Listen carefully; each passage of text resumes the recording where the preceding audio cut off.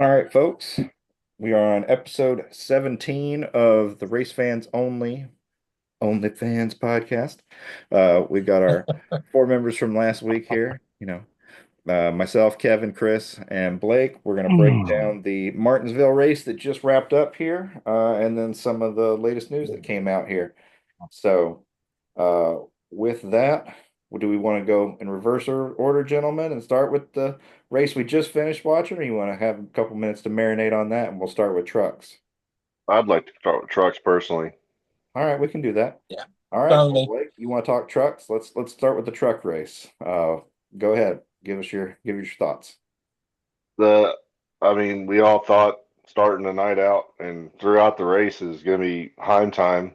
He had the Yep. truck to beat. There was nobody anywhere close to the speed that that truck had, and it goes to show you that you know you never count your chickens till they hatch because all it took was one little. It didn't even look like much, and it cut his tire. So. Yep. That changed the entire complexion of the race, and from that point on, it was essentially a shit show. Not as bad as the night after, but it to Well, call this a go ahead. it was a shit show. It was a continued shit show. The end of the Xfinity race that was just the shit show just all happened at once. The entire Xfinity race was a shit I show, don't in my know. The opinion. whole the whole Xfinity race was a epic shit show. Yeah. So yeah, I thought the racing for the trucks was typical trucks racing in Martinsville. Sometimes they put on some of the best racing, and then other times they remind you that they're definitely not ready to play with the big boys at all. Yep. Heim's tire is a byproduct of those old steel body cars. That splitter that sits on the bottom that was so typical of cutting tires down in the Cup Gen 6 era and the COT era, where they fenders flare out, the splitter comes out, and then the tires are inside that well and just takes a little touch, and then you're going to the back. Your day is done. Especially with how hard it is to pass now with the stages and everything like that. So, um, Just the doesn't seem like there's very much patience going on in either of the lower series right now, at yeah, all. And um, the I kid in the mean, 19, he, he finally got him a win where he didn't have to wreck somebody to win it. yep. You know, Hemrick finally notched a win without having to wreck yeah, somebody yeah. for it. who Couldn't knew he think could of do a backflip? Right? I did. That Didn't see was that coming. Yeah, he not did something I that was after expecting. he Yeah. did that after he won the championship in That's the right. Xfinity I series. forgot about that. Yeah. He did it. He Um, did it after he stole the championship. yeah. Yes, When he moved Yeah, he Cindric out of definitely the way. stole it. yes, He definitely stole absolutely, it. he did. But I think it's and Chris is. This is up your alley. That kind of goes to show you what kind of ride Corey LaJoy turned down. You I, know, well, I already, four, I already told you that. four or five races in, and we're already got a winner in the 19 and Yeah, new crew chief, new team. It took some circumstances for it to happen, but it still happened. And here, Corey LaJoy is not racing until what, Bristol? I yeah, think that's right. Yeah. Yeah. yep. That's next time. So, Yeah, that's definitely uh true right there that he said he didn't want that truck. He had talked earlier in the preseason. I was interested in that truck until the crew chief part didn't materialize, where that crew chief ended up going to Cup, I believe, if I remember yeah, correctly. he's Bubba's crew chief. Yeah, he became Bubba's crew chief, which they're rattling off good finishes. So They're uh they're a very big contender right now, yeah, week in, week they're out. weekly there. He's very consistent. So but it just shows you that truck, that truck is a good truck, regardless of the crew chief. They still have a good program. Even though, it's not like stepping back into like a KBM truck was for some of these guys. Now that you know, era of truck tier is gone. But Yeah. yeah, I the lack of respect. So did any of you listen to the Kevin Harvick happy hour pod this week with Kyle Petty? I Kyle didn't. There's Busch. No, he did one with Kyle Busch the week before, Oh, but the wow. one this I week. heard, I I haven't seen heard Kyle Petty. bits and pieces of it. So one of the things they talked about, he and Keelan, they were, comparing, like, bringing up their children, how he built the program for Adam, and then, to bring Adam up through the tiers back in the day, and then his kids and what they're interested, how his dad, Richard Petty, brought him up, and then how Harvick's bringing up Keelan, just speaks to kind of what we're talking about, in that it's a theme for the first two races and not so much the third series most of the time, is the lack of respect that we see for the equipment. Forget your competitors, just the equipment, because these kids do not have to fix it. It's being paid for, whether that's by a sponsor or daddy's money or whatever the reason is, they don't have to fix it. So, perfect example, I said in our thing the other night that I thought Sammy Smith should have to pay for that car, for those cars. I thought that Daniel Dye should have to pay for those cars. When, yeah, he didn't go, he's not the one that drove through him, but he's the one that put him in that position that ultimately ended up with the 41 driving through him in that Saturday night race. And so I don't want to go through the whole Xfinity race yet, but just to the point of when Kyle was talking about how he's raising his current kids, how he brought up Adam when he was getting Adam first started. He said Adam was going down all these paths and different things he was interested in. And every now and then he'd come by and be like, "How's that car coming along?" He's like, "I don't know, dude. How is it coming along? Like, if you want to go over there and work on it right now, I'll go in there working it to midnight with you. But if you're not going to put hands on it, I'm not putting hands on it." And so he made Yep. Adam basically, by example, understand, if I want this deal to go, I've got to be the one that makes it go. Just like before, Richard Petty would, some of this stuff's been put out in interviews before, and some of it hasn't, but he had said that, when Richard was grooming Kyle to drive, basically Kyle, before he was 18, had to work 1 year in every department within Petty Enterprises. Mechanics, janitorial, like fabricating, every era. You will Wow. appreciate the work that goes on by all these people to put that car on the track. I'm not just going to put you in it. Similar to how Dale, Senior is like, well, there's a beat up race car. You and Kelly want to race. Go fix it and race it. I'm Yeah, not going go to put give it. it to Yeah, you. build it and run it. And so that is, when we get to these short tracks and we get to Daytona, those tracks where you either can't get away from each other or they're so on top of each other for whatever reason they can just run through each other, you get reminded what we used to have compared to what we have today, basically. When you had the Hornadays and the Spragues and stuff in the truck series, those were grown ass beer drinking, cigarette smoking old men that would punch you in the face if you did that kind of crap to them. And you don't have that now. You just have a bunch of punk kids. So, Yep. uh, your thoughts, gentlemen? My thoughts are Sammy Smith needs a good old fashioned ass whooping, is what my thoughts I are. agree. I agree. But, that was some punk ass shit right there, just straight out. And Yep. he even admitted to it. He flipped me off. Oh my gosh, it hurt my Woohoo. feelings. I'm going to wreck him Oh now. my God. Yep. Like, He what a flipped you off. crybaby.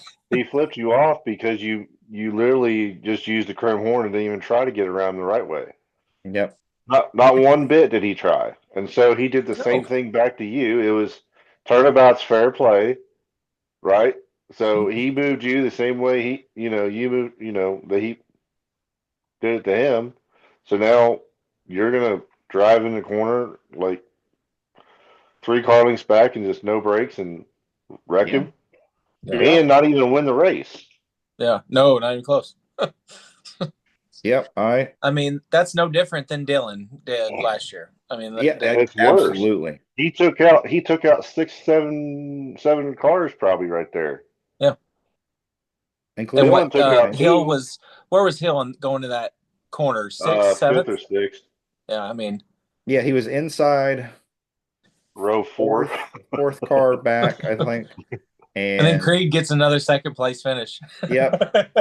But the way that 14th. so I'll be very Is interested it to hear what 14 Dale now? says this week, because Dale has a hard time being critical on air about his own driver's behavior. He says he'll Yep. go talk to him and everything, but this is one of those. I'll be surprised if Dale's not borderline, like, if NASCAR doesn't suspend you, I'm going to, because what he did, that's not racing, or not what anybody today would consider racing.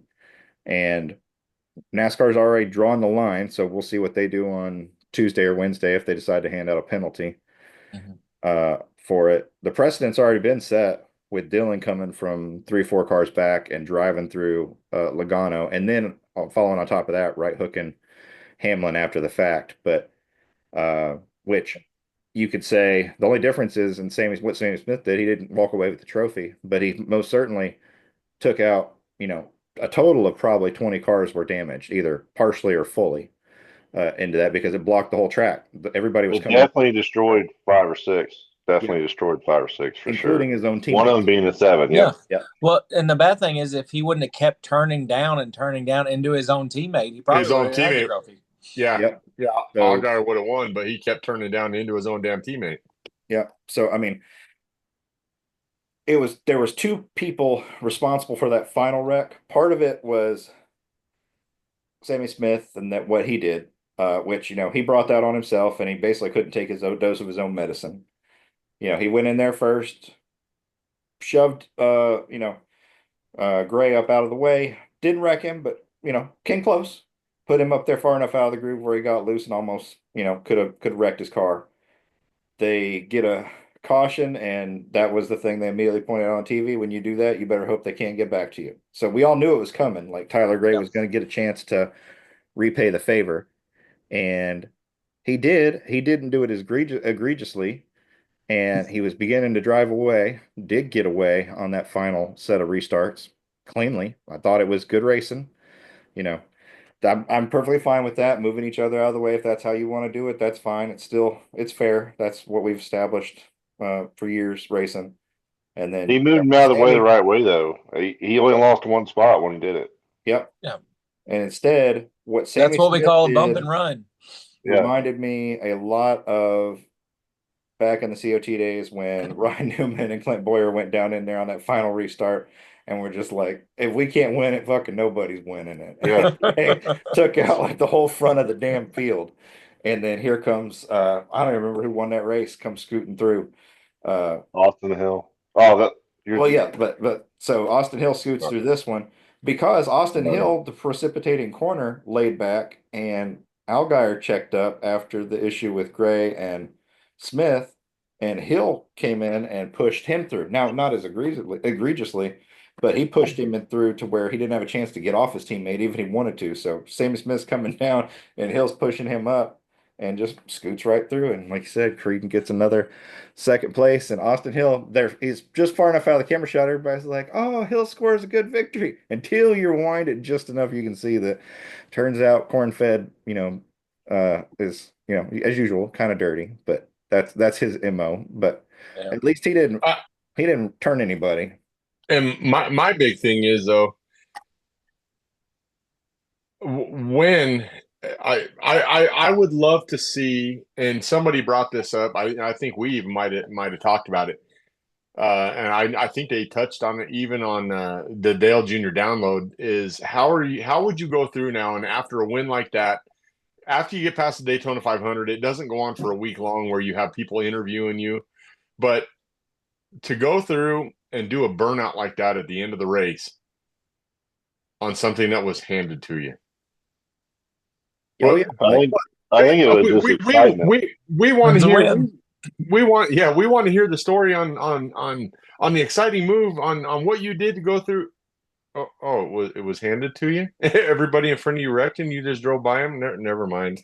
But to go celebrate like that, I've never been a proponent of the burnouts. Anyways, I still to this day really don't understand. I mean, I've seen some cool ones. Well, you're an engine guy too, though. What do you mean? Well, you don't like them tearing up engines, so that makes sense. Well, yeah. I just don't. I guess I don't know, and I think that's probably growing up with just the old school mentality too. It's just that wasn't done back in the day. Who started that? Who made that the thing? That'll be Ron Hornaday. Hornaday did? Okay. Probably. Yeah, that sounds about right. Do you remember when Earnhardt won 98 500? He did a burnout in the infield, and Mike Joy said, "Smoke show. His driver Ron Hornaday does this in the Truck Series." That's the first time I ever saw it was Hornaday. I Yeah, it think could so. be. Yeah, I don't remember in my early years when we would go to Richmond and Bristol, Charlotte, Dover. I don't remember that being a thing either when I was a kid. So, You do the backwards, mhm. Forward lap or victory lap. whatever, but with the flag or American flag lap, Yeah. stuff like that. That- Climb the fence, but yeah, I didn't know where that really came from. I mean, it's cool, I guess, but I will say the one thing that I'm disappointed with the schedule currently is we're not going to Bristol next. We used to go Martinsville, Bristol back to back, yeah. and we got Darlington in between. And with the animosity, at least in the bottom two series, I think we would get a hell of a show immediately following this instead of everybody having I to don't think the each other for trucks are content. racing next week, though, right? Let me look. So there's Well, I mean, technically Darlington's is not the back to back. cleanest track either. No, No. no, but they don't necessarily run in there and just dump each other the same way that you could because it's harder to stay on top of each other is all. So let's go to, So with the Xfinity race, when Taylor Gray took the lead, I was rooting on him because it was complete redemption for last year in the truck race last fall. He was going to yep, win Yeah. that race, and Christian Yeah. Eckes decided to be a dumbass and run him over just the same way he got ran over this race. So like the thing is, the kid's been qualifying good. He's been running good. I'm sure Joe Gibbs was not expecting him to run as good as he's running, and he's really the leader over there right now. So, I mean, he's definitely. I mean, he's got a lot more talent than his brother does. I mean, let's just be honest. well, I can't stand his brother. yeah. The next time the trucks race will be Bristol. They don't have Darlington between and then the Rock, but Xfinity for Sammy Smith. I really wish we were going to Bristol right after. Not only are you going There to won't get be a wrecked, fender you ain't gonna left. be able Well, to. if they suspend him, the next time you see him will be Bristol, Yep, Yep. you're right. Yeah. You're right. and that's what they should do. There is no reason that you should not suspend that man. They should park him. I'm sorry, Or that race. boy. My bad. Yeah. That So boy. Yeah, hey, man. yeah, with that, let's talk about that part first. So what do you think NASCAR is going to do? I feel like they're not going to suspend him. They're going to hand him points and money. I think they should suspend him based on precedent. We've already set this tone and their rules, but you also look at how they've handled Austin Cindric this year. This is I what the think they'll third do race exactly what they did with Austin Cindric, but Yep. not as much money, obviously, because Yeah. it's a lower series. Because What? Austin Cindric for the third race this season deliberately wrecked somebody. So Well, I was going to bring that up when we got the cup. and so when we get into the cup, we'll talk about that. But I'm just saying, like in terms of precedent, Cindric after Coda was handed that monetary and point penalty, which is the equivalent of a race suspension in terms of points and money. It's 50 worse, points really, is, like Junior said. That's worse. so it could be worse, could be viewed worse. It just depends. But I think having to answer to your sponsors of you not being in the car is the ultimate get your attention. Yeah. So that's just me.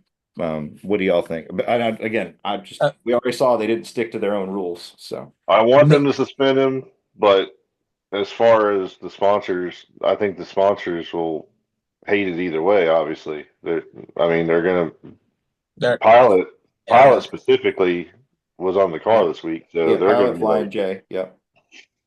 they're going to probably go, "Hey, you want to stop dragging our name through the mud? Thanks." I don't think they'll suspend him. I think they're going to fine him. They're going to do points. They won't. I don't think they'll park him a race. I honestly really don't think they'll do either. Really?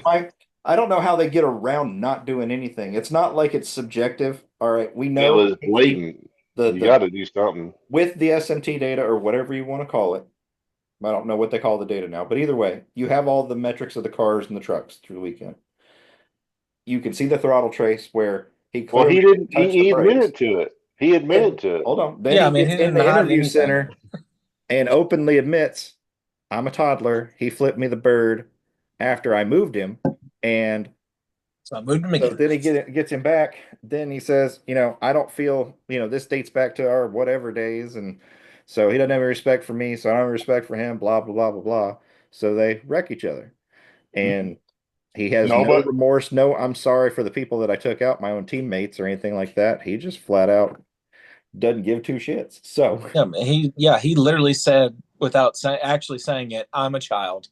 Yeah. I threw a temper tantrum." So I mean, Yeah. so Protecting my stuff from a cat back here, making sure he don't knock my stuff over. But yeah, I mean, he basically, he threw a toddler temper tantrum, wrecked probably $2-3 million worth of equipment across the field, and another thing, he is now in that iconic 8. First year back in that iconic 8. Yep. Yeah, the actual You need to right show respect. stylization. You know, show that number of respect. Is my thinking. You know, that is Dale Jr.'s number. He finally got it back, and you're disgracing it. So my point I was going to make with that is they weren't going to give any kind of penalty to Austin Dillon other than he hooked Denny. They were going for a win on the last lap. They weren't going to do shit other than he hooked Denny. That's what screwed him. that's right. So they've set the precedent, and they even said that they wouldn't have other than he hooked Denny. The entire sport is out for his head, though. Yeah. It's not. Yeah. Yep. The fact that they made it was part of the drivers' meeting intro today to discuss that. Yep. It was the topic of discussion all last night, and Something has obviously to it'll happen. continue to be. But he wasn't the only idiot on track yesterday. You got Sam Mayer, the mayor of Moron Mountain, who ran through everybody, proving, again, he's clearly driving with a chip on his shoulder. Last year he was complaining, all these cup rides are becoming available. Why am I not in consideration? That right there, jackass. That's why you're not in consideration. Because these cars are $300,000 a pop, and these guys can't. A lot of the teams that you're talking about trying to go drive for can't afford to be buying them every damn week because you drove through somebody and destroyed them. Yeah. So, yep. That wreck between Daniel Dye and what the hell's his name? That was in the other College car. Williams. Kraus. Was it not Kraus? Eckes. Eckes, who was in the 19 truck last year. Yeah. So that one, if I'm Eckes, I'm pissed at both my teammate and Mayer. Mayer's the one that finished you off, but your teammate's the one that put you in that position. We're in the closing laps of this race. Your teammate could have given you a break. That's the thing right there. They're in the closing laps of the race. Yep. I argued with y'all last night. I didn't think he did. I don't think he hurt. I don't think he touched him.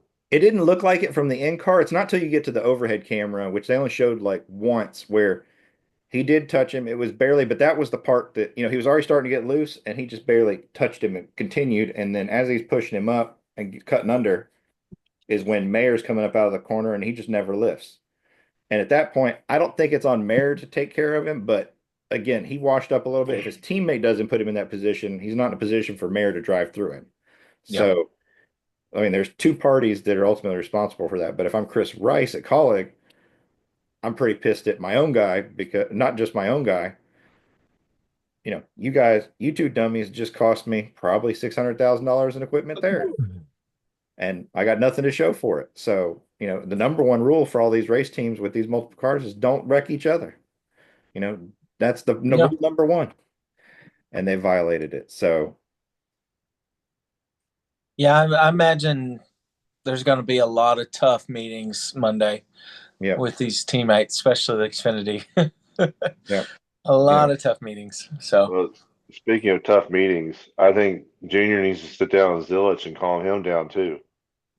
Yeah, he definitely drove over his head this weekend, and all he had to do is keep doing what he's doing. He was basically what the 11 was Friday night and today. He had the car to beat. Yep. Nobody could touch him, and all he had to do was remain calm. And he did. He looked like Dale Jr.'s first start in at Martinsville all them years ago. He literally hit everything but the damn pace car. Yeah. But the pace car. Yep.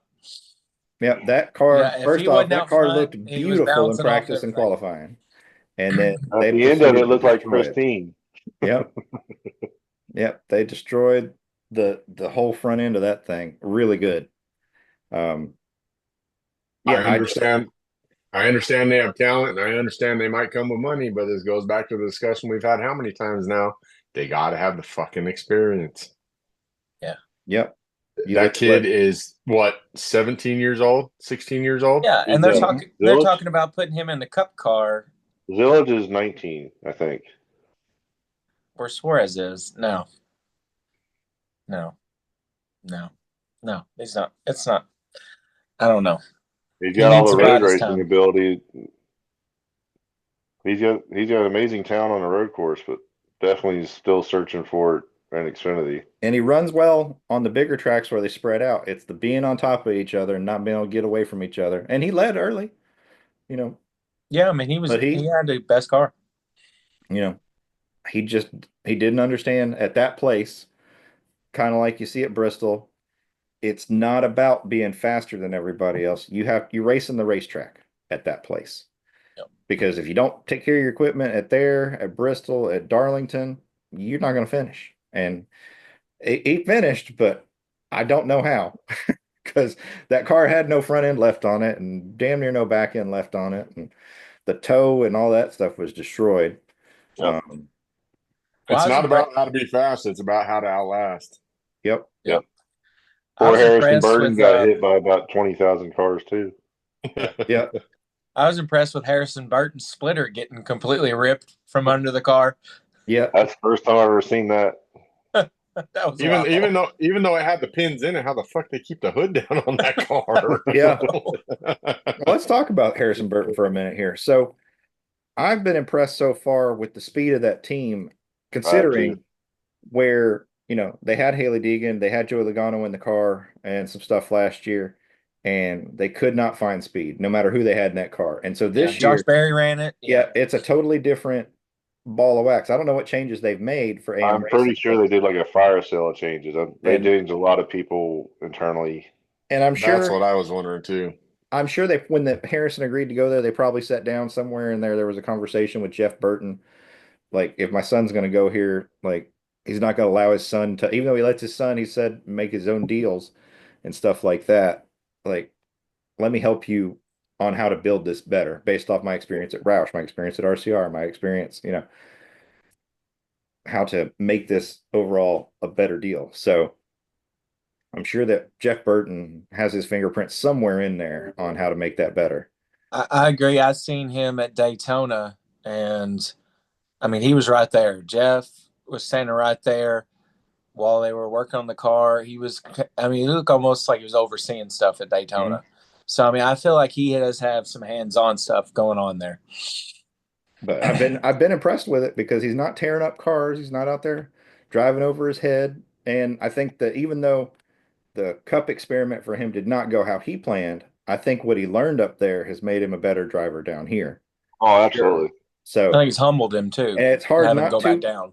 If you didn't take anything away from it, then you're an idiot. But if you go up there and you don't do well, kind of like with JHN, I mean, he was running okay, but he's running well now. When he went back down to the trucks and Xfinity, he excelled even more because you've got more experience racing against the top level.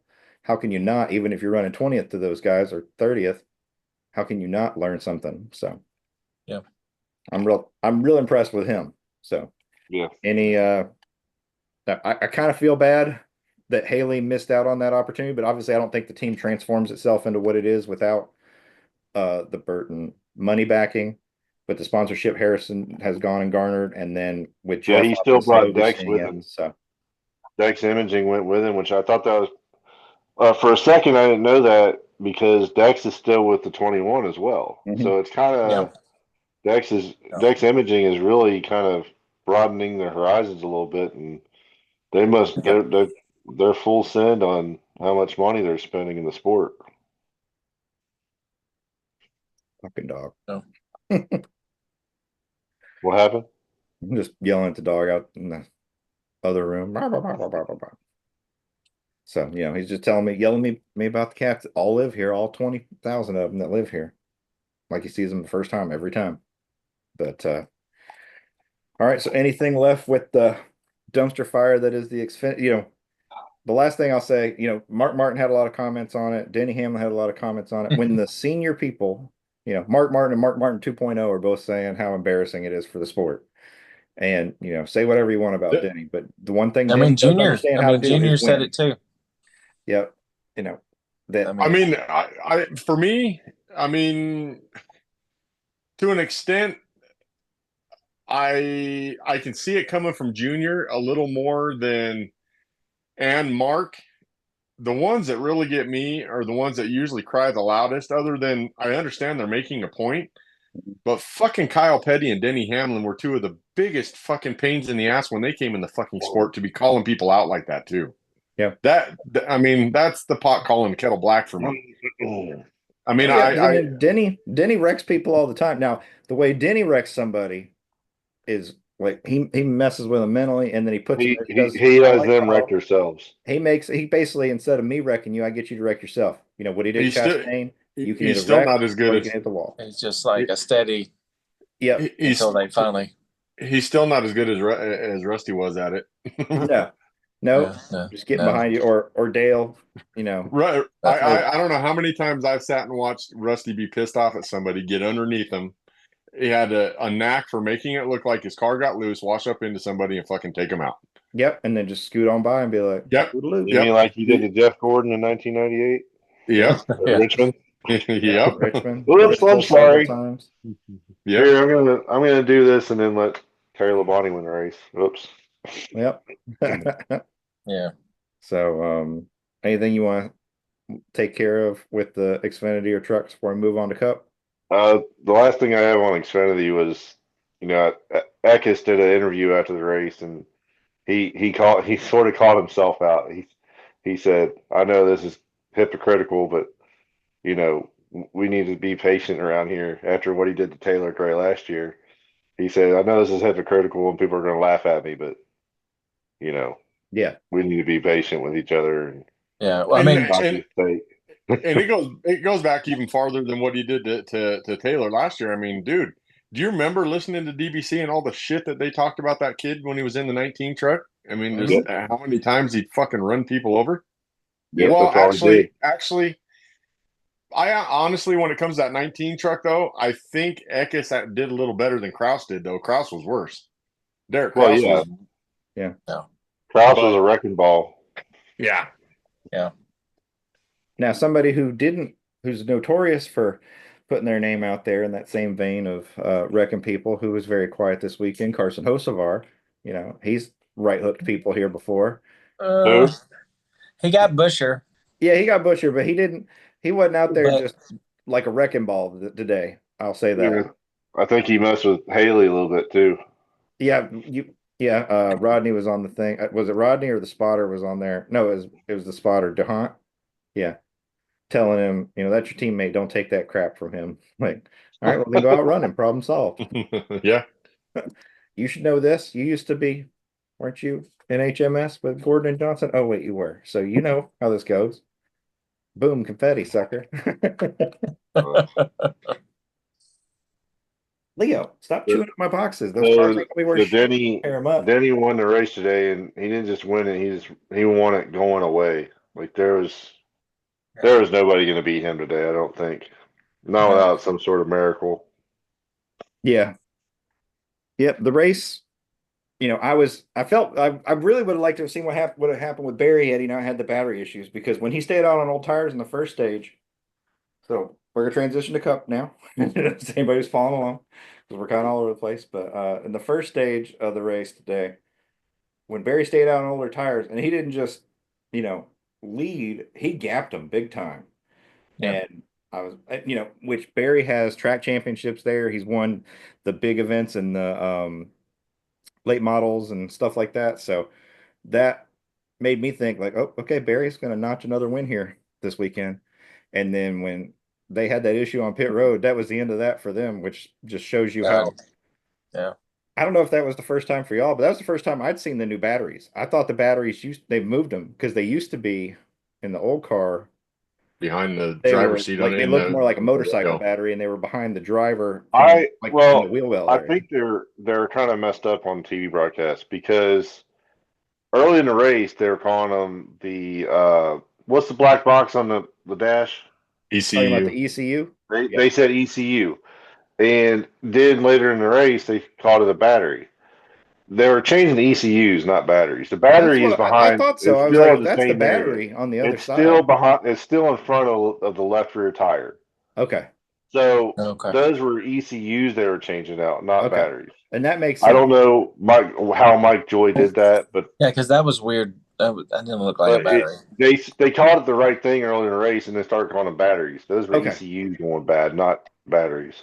Which it happened in two of the Penske maintained cars, essentially, with the two and because it was the two, right? Cindric had one too. Yeah. Do you think that the one with the 21 with the hitting the where the battery was is just ironic? That It had nothing probably to do with was it? because the fact that it happened to Cindric and Cindric didn't have any at that point major contact. Like, okay, how did that also happen to the same basic component? Could just have had two bad components in a batch.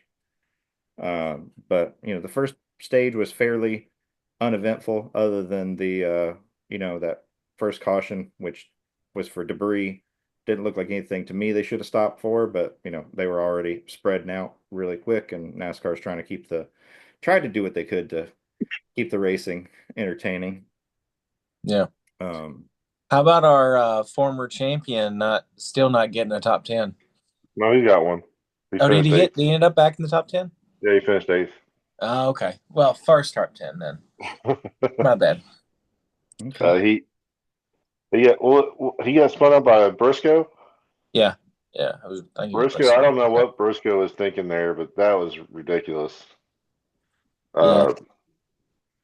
Obviously Chastain aggravated him, and he Yeah. got mad because he blocked. But you can't go in that corner that low with the curbing there. It's just Yeah. I didn't mind it as a Larson fan because it gave Larson 2 spots. But with the Joey's just had a rough year with people running him over. But I saw somebody on Twitter say, "Well, turnabout's fair play," because that's what he's done through most of his career is run people over. So yeah, karma's a bitch. I'm just looking at the finishing order, the people that stand out. Where'd Ty Gibbs end up? Ty Gibbs, he's 13th. He started and finished where he started, 13th. But that's that's his best finish. non 30th place finish for him. So that's 2 weeks in a row, and it was an improvement. So good on him. He finished another race, no problems. Ty Dillon finished 15th, started 28th. Todd Gilliland, top 10, started 25th. I still can't. 7th, started 21st. I still can't get over Byron. The highest he was when he started the race. Yeah, that one was puzzling to me because the spring race he's been strong. So that one to me started 10th, finished 22nd. Him and Rudy just fuck my picks. Yep, I had him in my dad's pool. I had him. So I picked the 24, the 60, and the 11. I was like, they should all net out. I wasn't picking any of them to win, just to have good, consistent days. And I figured Priest would come on as they went. He's more of a long run, short track driver. And I was looking at the lap times and the practice times. I'm like, I think he's going to be good. He was good in the Clash. Mm-hmm. And he proved me right. Byron was a conundrum because when they first started, all the HMS cars were up front together, gone except for him. He was just back there in the mess. And it just seemed like they never could get a handle on it for whatever reason. Yeah, right now Priest is the strongest RFK car. Yep. By far. Mm-hmm. Yeah. He's the most consistent every week, that's for sure. I thought the 17 was until this week. I don't know. Priest is putting numbers. Maybe I'm looking at it wrong. I'm happy for him. Yep, I'm glad he's making the most of the opportunity because I believe they've said it's a 1-year deal. So he's gonna have to do something. Yep, I mean, I don't think they can afford to let him go if he's one of your best running cars for sure. If Brad keeps up the year he's having, he'll probably step aside and say, "Here." Well, I mean, he accomplished his goal. He won a race in that car for himself. So, I mean, if he were to retire, it wouldn't be the worst thing. I don't think he's that age, but I mean, if he wanted to, he could, because he can still get it done. He proved that last year when he won Darlington. Yeah. So go ahead. One of the drivers that kind of threw me off today was Ryan Blaney. I don't know if you guys heard it early in the race. they said that they talked to, is it Jonathan Hassler, his crew Mhm. chief? Yep. Yeah. And he said that we couldn't bring the same car from last year and the same setup because we knew it wouldn't work. What? That's dumb. Because it's only been 7 races since then. Yes, there's been an off season, but with as dominant as that car was, same tire, which I Yep. want to talk about that. Why would you not at least bring the setup and see if it works? That was dumb. I mean, I think they got a top 10 out of it. I think, but they were not anywhere close to what they usually are at that Well, they track. started 32nd and finished 11th. So, but that doesn't tell the whole story. They didn't get any stage points. Um, so the big thing for them, when you think about and we go back, Martinsville is essentially Bowman Gray Stadium. So the fact that Ryan Blaney started tail end of the field provisional in the clash and drove to the front twice, and then he comes here and 11th's the best he could do, but then he drove toward the front before he had his issue at Phoenix. Like this just is mind-boggling. And again, like you said, same tires last year, and he spanked the field last year with the car. I mean, and he's been the car to beat in the fall for the last handful of years. That one is a little head scratching. I'm glad I didn't take him because with the two motor issues, I just figured, all right, they're even though they got the performance, they're just not having the luck right now. So I'm gonna stay away from them for the moment until they get that sorted out. Well, At least he finished the race after 2 races. I mean, 11th. I had him in our preseason picks, but Yeah. I would have never thought that a crew chief. I mean, I understand if you don't bring the same car back because things change, but not bringing the same setup, nothing anywhere close to that. Well, That you doesn't picked make him in any our damn picks to sense. win the first Martinsville race. Yep. We picked him, myself and you picked him to win the second Martinsville race. And if he doesn't blow a motor, he wins Phoenix 1, which is what I had him picked for. Um, none of us had Hamlin winning this. We figured he was going to either get his first win at Darlington or Bristol. So the fact that he already got it here just based off of past I performance. had it. I guessed it. Last week, yeah. Yeah, I'm just saying in our preseason picks is all I'm saying. So for me, Chris and Blake, when we were just, pulling random win options out of our ass, Yeah. Based off performance. Now, I'm not surprised. I'm not totally surprised to see Denny win here because again, I feel like you can only go so long here with as many wins as he has and not figure it out. But the fact that it's been 10 years, so that's It's been a long time. that's It's 20 that races it's that here where crew he's chief not. that couldn't figure out the 54's fault. I'm telling Yeah. you, he couldn't figure the 54 out, so he went on and figured the 11 out. Well, when the 54 has nothing left to learn, you can go over there and take somebody who knows what to do with the information you're giving them and win with it. So I bet Ty Gibbs wish he would never said that. That's he ain't ever gonna live it down. I've learned all I oh can my learn. god. Okay. Spoiled ass. He's a spoiled ass brat. Yeah. That's all he is. So do we change Denny's motto from Denny delivers to Denny progresses? He's progressively getting better. 11 against the world. 11 Yeah, I against don't the know where world. that Yeah, came on from. the I know he flag. said it came from the whole It's Ohio Ohio State. State against the Yep. world, so Yeah. it's stupid. whipping that out. But you can tell they just made that banner because it's progressive blue. Yep. But that gives him win 55, and he said his goal was to get to 60. And Ty's Rusty Wallace. So I think he can get 5 more based on just on the tracks that he's good at between, Bristol, Darlington, Martinsville, Daytona. Everywhere. I think he'll win 3 this year, at least. Yeah, if he wins 3, then I think he I don't care if lock he up wins 60 three by as the long end as of it next ain't this coming week. I I mean, don't want to be at a race where he wins again ever. well, then you should not go to Darlington. You should not pick that race because he's got Well, that he's place good. figured out. He's My got that line favorite figured driver out. is Larson, and he's got that track figured out as well. Yeah, that's true. So then it comes down to which one of them's going to step on their dick first. Yeah, which one's going to put the other in the wall? Yeah. Yep. Yeah. Or just hit the wall. Which one's going to crowd? And yeah. Well, speaking of walls, let's talk about that for a minute. Has nothing to do with this race, but last week Larson wins Homestead. Blake, how much was that shredded fender panel? Go on. Okay. So for reference, this one here cost me $600 from Darlington 2018. If you go on the website, you can buy Chase Elliott's race used car panel, and it's not as big as this one for $600. Larson's race win used panel is $3,555. And that thing looks like it's been through a blender because it's been dragged along that wall for 400 miles or whatever. Wow. And That's you insane. have $3,500 for a quarter panel you haven't bought it because yet? it's a winning. I can But testify I everything asked Larson Alan. is I asked it's Alan for the outdoors. money, and he just laughed at me. I don't understand. That's because I'm selfish. Okay. Everything Larson is just at this point. Yeah. Yeah. Well, I think obviously it's because he won with the. I don't think even if you win, maybe triple the price, but don't. I mean, that's ridiculous. $3,500 for a piece of sheet metal. Yeah. I'm sorry, carbon fiber. My bad. Yeah. Yeah. Of gently used carbon fiber. I'd say $1,000 Gently, tops. very gently. It's been gently used. It would have been bought already if it was just 1,000 Yeah. Yeah. Oh yeah, for sure. by me. so back to this. Refresh. Bye.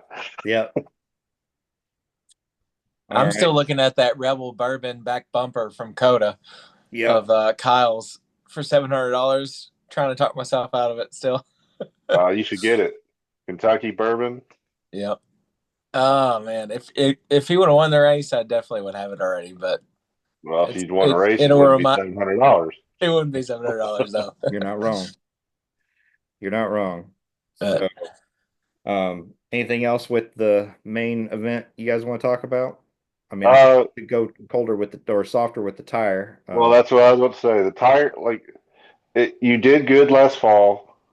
The spring race is generally cooler, and it was. Yep. Like, keep bringing it. Goodyear needs to keep, poking it, get it, yeah.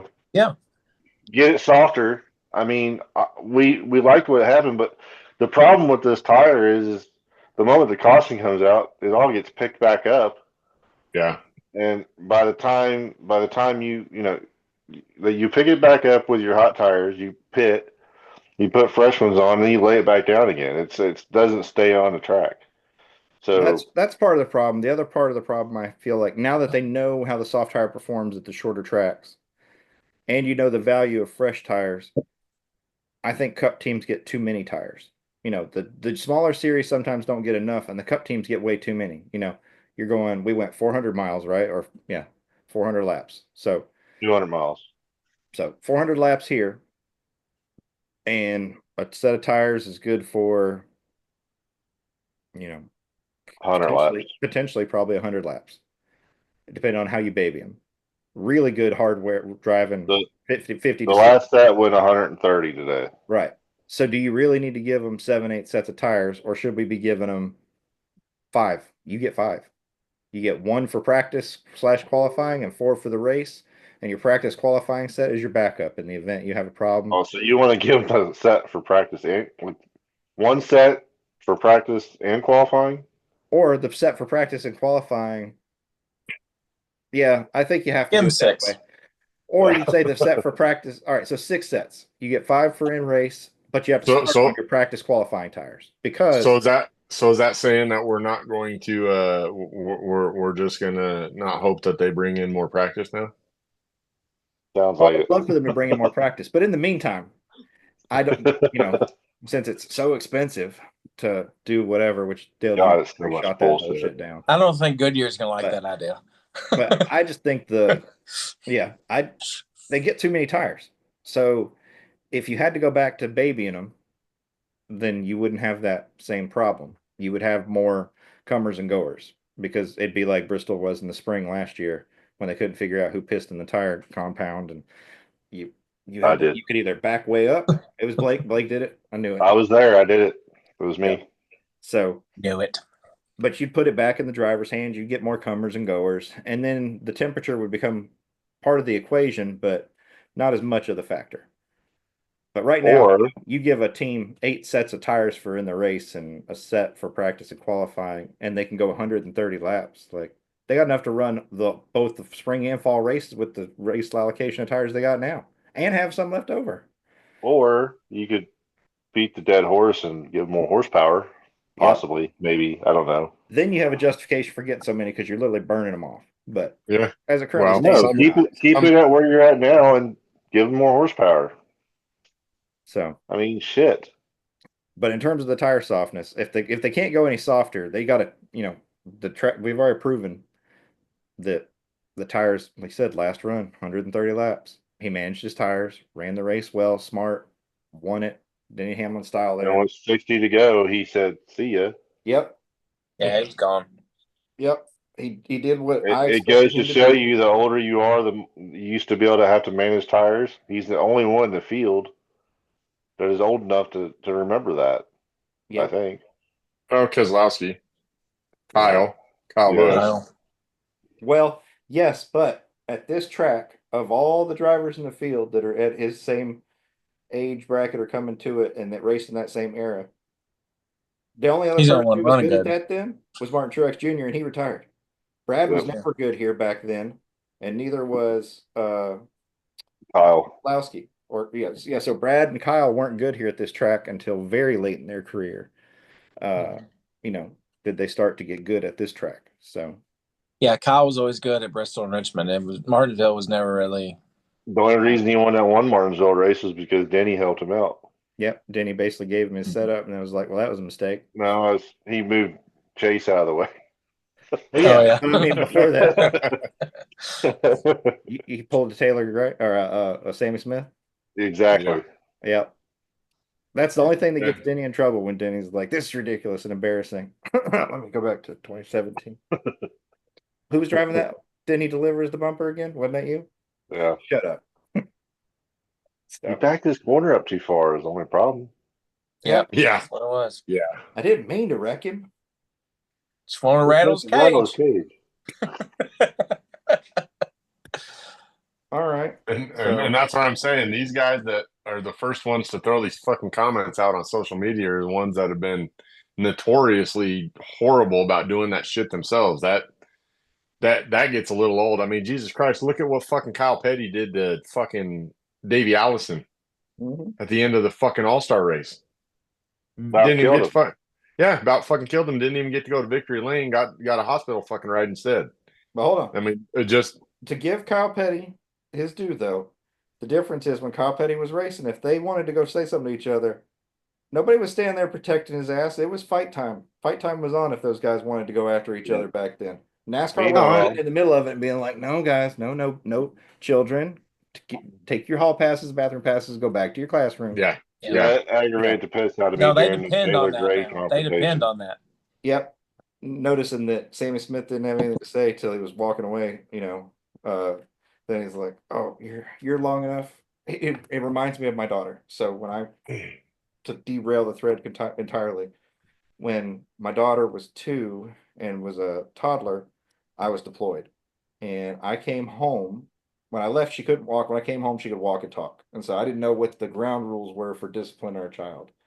And my wife told my daughter to do something. My daughter smartly got halfway across the kitchen, way out of arm's length, and was like, "You're a punk." And I was like, "Oh shit, what are we gonna do?"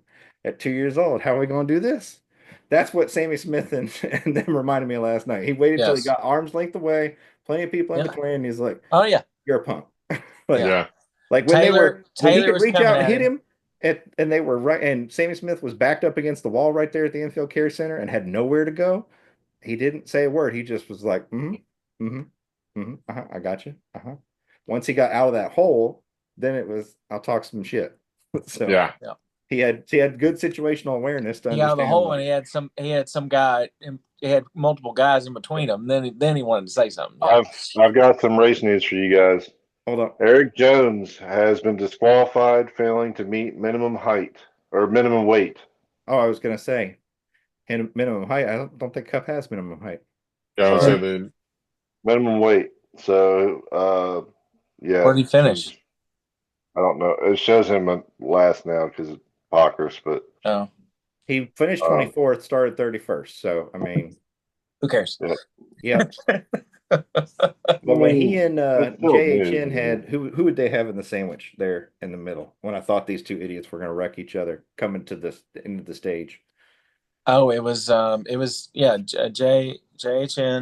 and him, and who was in between them? I remember seeing that. Because you had the two Toyotas, and then in the middle, I think it was a Chevy. And I Yeah. can't remember who it was, but I was like, you guys are going to wreck each other. Like, you're going to bounce off the wall, then you're going to shoot him down the inner wall. Like, they finished it, but I was surprised they finished it. Yeah, I can't remember. I remember seeing that, but I can't remember. Oh, it's Priest. Priest. Priest. Yeah, Yeah. it was the blue. This, They yeah, it moved was the that 60. sponsorship around so much, it's hard to keep track of who's driving that Fastenal car every week. I was Yeah. like, I know it's a RFK car, I just couldn't remember which one. But Yeah, it was Priest. That's right. They're also taking the car, the 43 to the R&D center as well, just in case there's more stuff wrong with it. okay. Because that high finish he had. Really Yeah, important. finishing 24th, that's suspect for Jimmy Johnson car who's over in England, running his race team remotely. So Yeah. but Leo, get the fuck off my cars. Damn cat. So Sure. let's see here. Gosh. I don't know. All right. So that's all I've got for the cup race. And for the race weekend in general. We'll see what they do when they come back here in the fall. I am curious. So one thing I wanted to mention, I don't know if y'all saw when they were showing the various tweets and everything, but did y'all notice that when they were doing the reporting and videoing that once again Jordan Bianchi is right there at the scene of the crime? Like I'm sure Jeff is going to give him shit when they do the tear down. Like, how do you always manage to be in these situations? No, I don't want to be a part of I don't want to be a part of the show. I'm just doing my good job as a reporter. You always want to be the center of fucking attention, dude. Yeah. You are always in it. Always. That's why he thrives on chaos. Yep. Yep. Yep. He's Team Chaos. Exactly. So, it'd be interesting to see what kind of shit he gives him. But all right. So if we got nothing else for that, we got some other news. All right. So Eric Jones disqualified. We'll see what comes from that. We'll go with all right. Jesse Love's getting a cup start this year, some cup starts this year. He's starting at Bristol, or yeah, he's gonna make his debut at Bristol. Austin Hill's making his start at Darlington next week. So we've seen Austin Hill before. This is really the first time, I believe, for Jesse Love. Any anticipation for him on what you think he'll do? It's going to be a Bristol. The 33 car isn't that great to begin with. I mean, if he runs better than 30th, I'll be shocked. Yeah, I would say if he finishes inside the top 30, if he finishes the race, that'll be an accomplishment. First off, you got to finish that race. That's a hard race to finish. I mean, I think platform wise, he has the potential to run decent because of how well he did in the trucks. Yeah, but going into RCR equipment, it just makes no. I mean, he's just not. There's no performance there for that team. I mean, it's.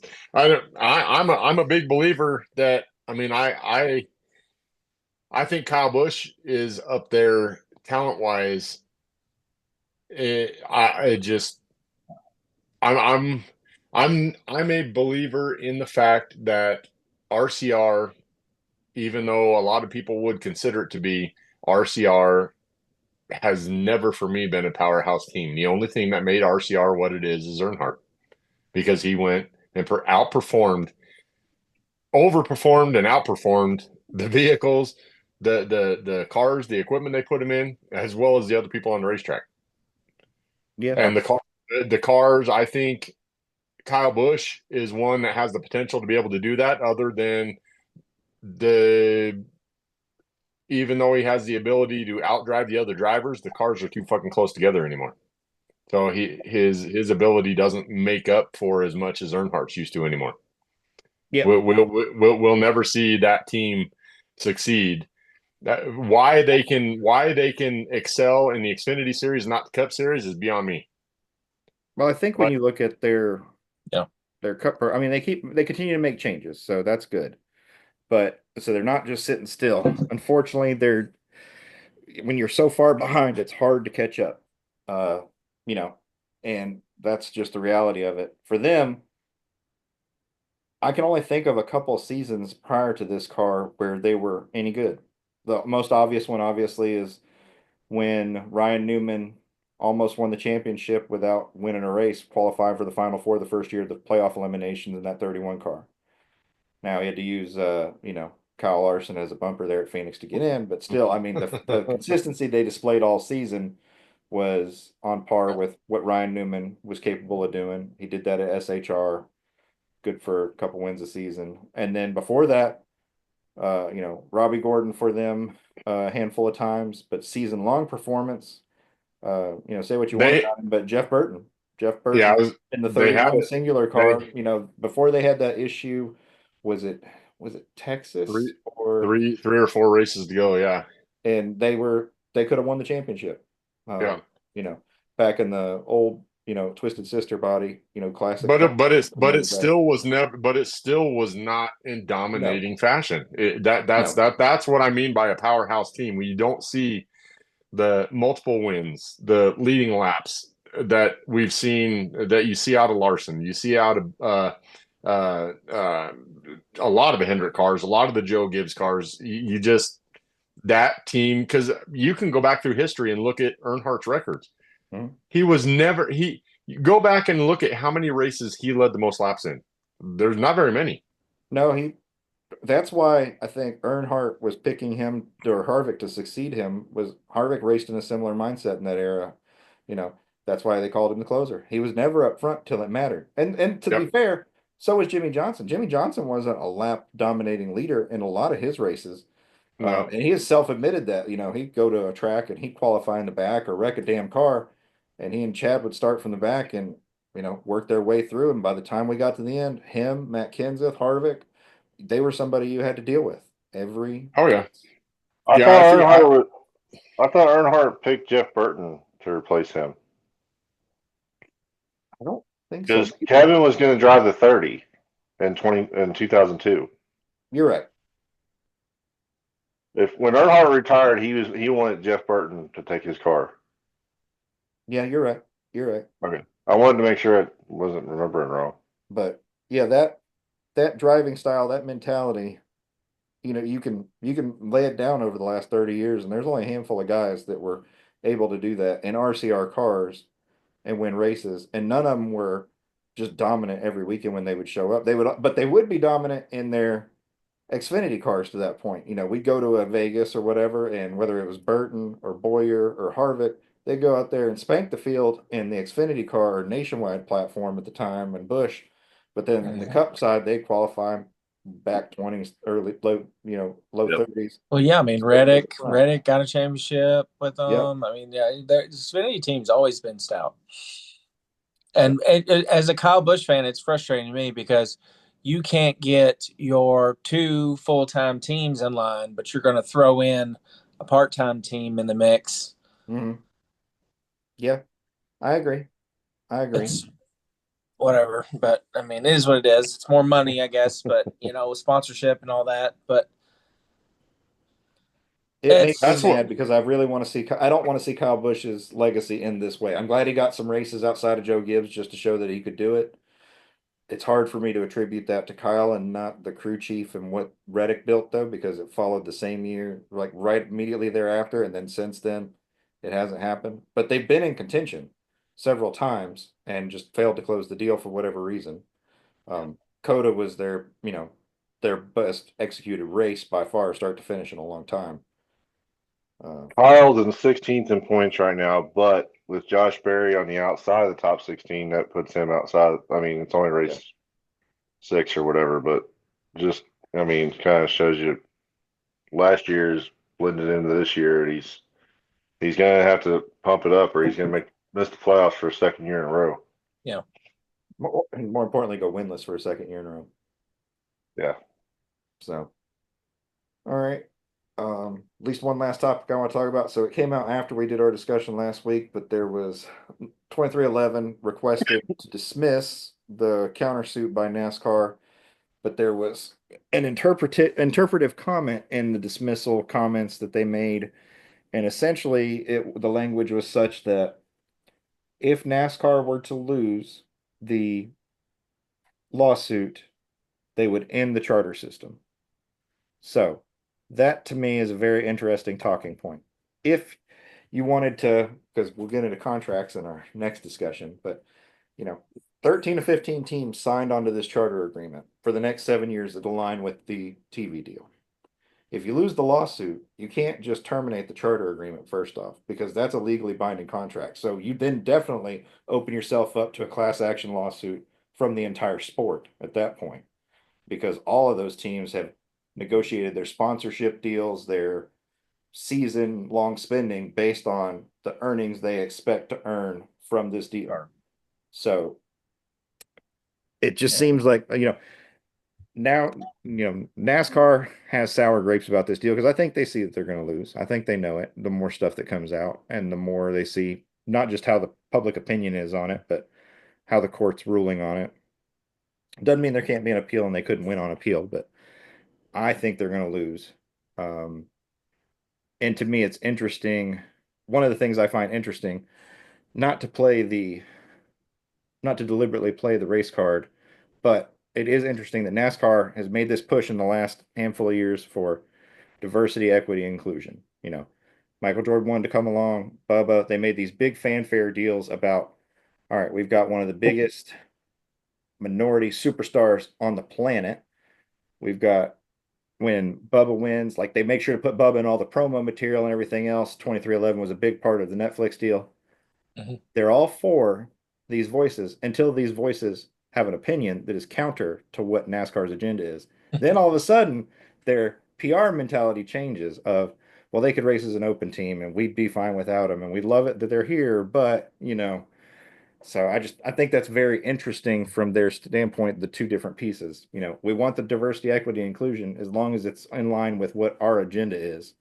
And then we also are okay with the charters as long as we don't lose our antitrust. But if we get found to have antitrust and a monopoly, then we just want to get rid of the monopoly system altogether. We want to go back to a true monopoly and get rid of the charter system altogether and go back to running it all in-house. And I don't see a scenario, I don't know about y'all, but I don't think no matter what happens at this point, I don't see a scenario where NASCAR ever goes back the way it was before the lawsuit.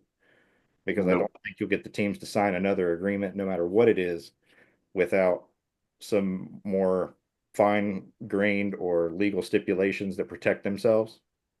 Thoughts, gentlemen? Well, the thing is I know it's a the lot. protection part is what I was about to bring up. NASCAR should want their teams to have a footing in the ground with their, what their team is worth. They should want that. I mean, Kyle Larson just started High Limit, and he's already he said he's already got a franchise system worked out. Yep. And I don't think he's calling it franchise, but it's like that. It's not. He's not calling it charter. I don't think he's calling it a franchise, but it's basically the same, all the same thing. Yep. And he's Casey already Kane getting talked that about worked that with out. his Dale Jr. interview. Yep. And that shows that he cares, and he created the damn series because he cares, obviously, but because of the money factor, the series was making all the money, and the drivers were making scraps. And if NASCAR can't see that all they have to do is just give the teams give the teams what they already deserve with a franchise or a charter or whatever the hell they want to call it. If you can't do that, then what's the point? Every other sport, you got the Dallas Cowboys. They're worth how many $1 billion? Just the name alone. And they're awful. Yep. I mean, they Do are. what? And they're awful. Yeah, Yep. but They've been awful since Aikman left. if you want to go buy the Dallas Cowboys, you got to pony up. Well, it needs to be the same way if you want to have a seat at the table in NASCAR. Yep. It's the same. If you want to get in F1, look at the hurdles you got to jump to get in F1. Yeah. I'm shocked the Xfinity and the Truck Series haven't asked for the same thing. Well, I just think it's kind of funny. NASCAR's kind of taken the approach that F1 is taking. I mean, maybe not the hurdles, but they've seemed to have taken the approach that F1 had towards the Andretti name. Mm-hmm. Yeah. Well, now that they're being sued, yeah. Yes. Yeah. Not Yep. before that, no. But now that they're being sued, yes, exactly. Which is sad, because that's going to be the ultimate. If this doesn't go through and the charters are eliminated, whether they try and take them away as soon as this lawsuit is done or not, this, I mean, honestly, I think this could be what kills the fucking sport altogether, because you're now, I'm sorry, you F1, even I mean, I think there's enough people involved in F1 now that the Andretti name wouldn't make or break that series. I think telling them that they have nothing to bring to the series was fucking stupid. But I think when it comes to NASCAR, without at least half the people that are in that fucking field right now, you run them off, you make them to where they don't want to show up at the racetrack, or they don't show up at the racetrack, we don't have a fucking sport anymore. Yep. Yeah. Agreed. I just look at, so Denny mentioned in his interviews this week after the little, counter dismissal suit came out, and how Bob Hocker was asking him how he thought the lawsuit was progressing. Do you expect it to happen more fast, slow, whatever? And he used some big words, and Denny's like, use that in a sentence, which I thought was hilarious. He's like, what does that mean again? So, obviously Denny's looking at it from a dollars and cents kind of thing. And I just think it's very interesting, because he did mention, the discovery phase is ongoing as the lawyers go through things and they find things and they ask for more stuff, and then you have to get more information. But one of the pieces of information we got last weekend, because the Miami date was supposed to be announced, was the fact that, Phoenix roughly pays NASCAR $10 million a year to host a championship event. Phoenix, Do the teams get any of that money? No. That goes straight in NASCAR's pocket. Nope. Okay, so if they're paying Well, NASCAR Penske does inadvertently. right. So if the teams aren't seeing that money, and that's one revenue source that comes in, the tracks that are bidding for the races. Another one is, when you can't turn on the Sirius XM channel or the pre-race broadcast or anything without, I can't even name all the freaking gambling companies that are involved now. You think the teams are getting any of that money that NASCAR's getting? Absolutely not. And it's not a secret that the teams don't get much revenue off the merchandise. They haven't in years, other than the Earnhardt brand, and Gordon and those guys that really understood name and likeness. The rest of them, not so much. Now, Jordan obviously did with his folks coming in. So there's three revenue streams. Then you've got NASCAR with this participation clause. Go ahead, Kevin. You notice Bet MGM is not one of Kyle's sponsors anymore. Yeah. So I'm wondering if NASCAR stole that sponsorship, or if, which they're notorious for doing that too. Yeah, I've heard from so many people, nobody steals your sponsors more than NASCAR themselves. So Geico. Yeah. So Geico, Bush, Coke. Yeah, I mean Monster. So yeah, I mean, Sprint, Nextel. Oh, we not only do we steal your sponsors, we instill exclusivity clauses and put your competing sponsors that would have filled that spot. That is the one thing that if I was an owner and the next charter agreement comes up, that shit is gone. Exclusivity crap, where you're hurting my chances of getting sponsorship. Yeah. For instance, yeah. I'm not getting the truck out, but I think it was 3 or 4 years ago now. Ben Rhodes got this Havoline sponsorship. Mm-hmm. And he could not have the Texaco emblem on the hood because of Sunoco. Sunoco, yep. Same thing goes around with Shell. It said Havoline everywhere, but you couldn't have Chevron, which is the parent company, or Texaco on the car.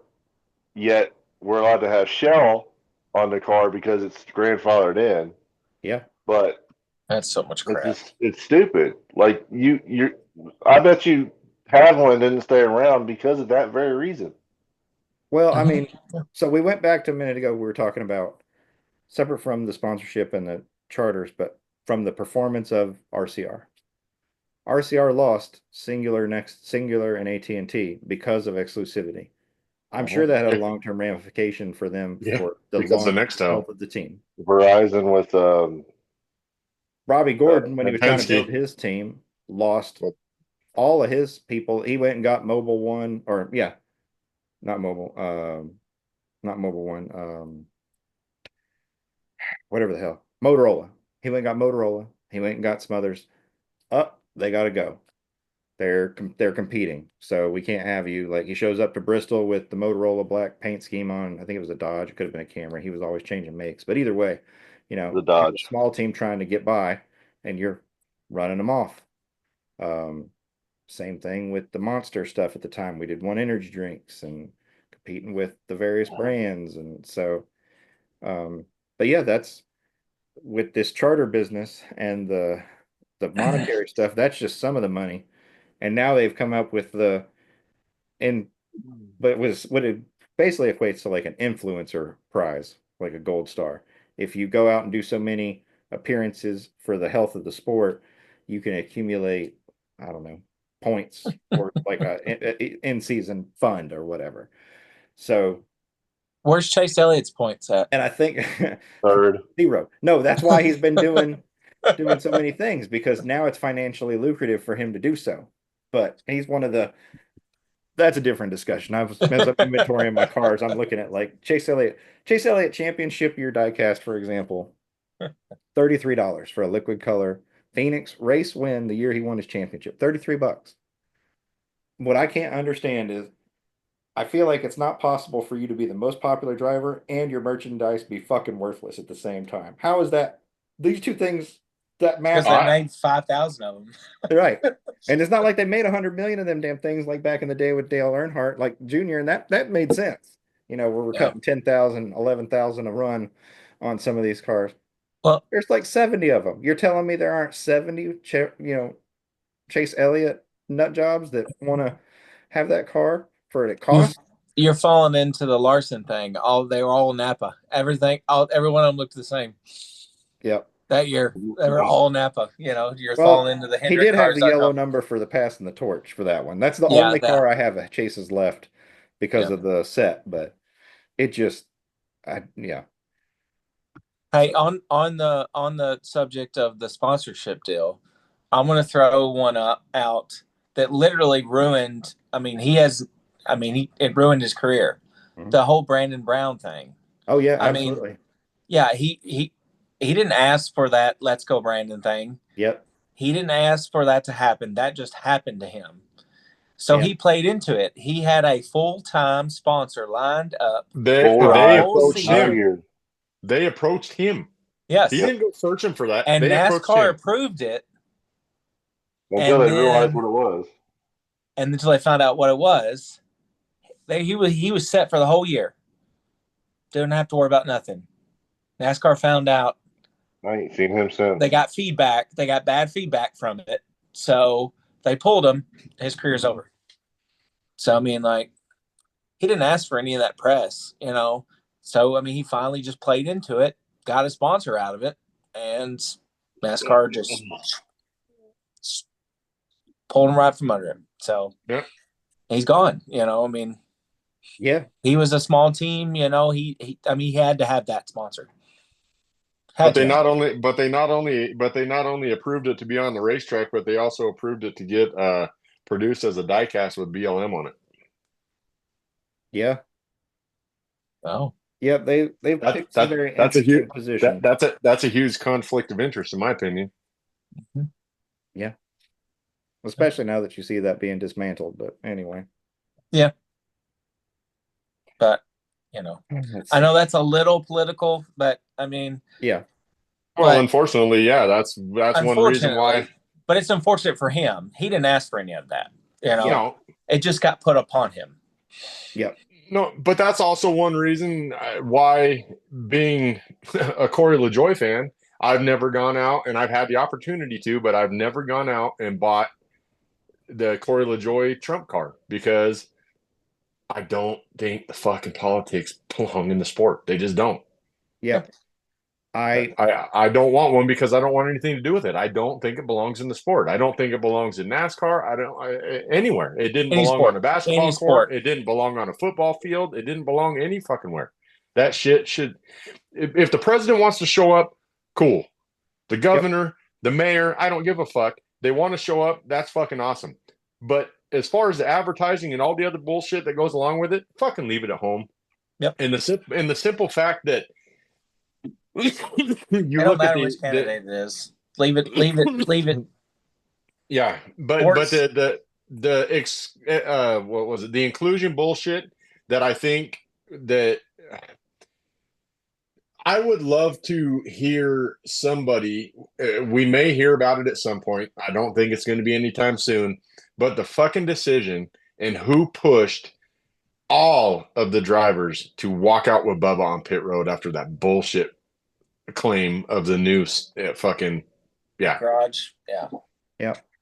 I just from the NASCAR's, whatever you want to call it, new fan base chase and all the initiatives they had. I agree with you. I don't want to see that stuff on my cars. So I don't have a Trump car. I don't have a BLM car. I don't have any of those cars. I don't want them in my collection. I don't think it belongs there at all. I don't think that's what it's supposed to be about. Like I said, keep that stuff separate. But I mean, if you look at it, raise your hand if you used to have an actual Bubba Wallace diecast. I know I did. I had several before it. I still have one. Okay. So he has one. I had one. I was following him as he Of came course, up. my name's on the car. Before all the drama, when he was winning in trucks, when he was running well in Xfinity, he was in some mid-tier rides and running well, got some good rides. I liked him at Kyle Busch Motorsports. Yeah. Yep.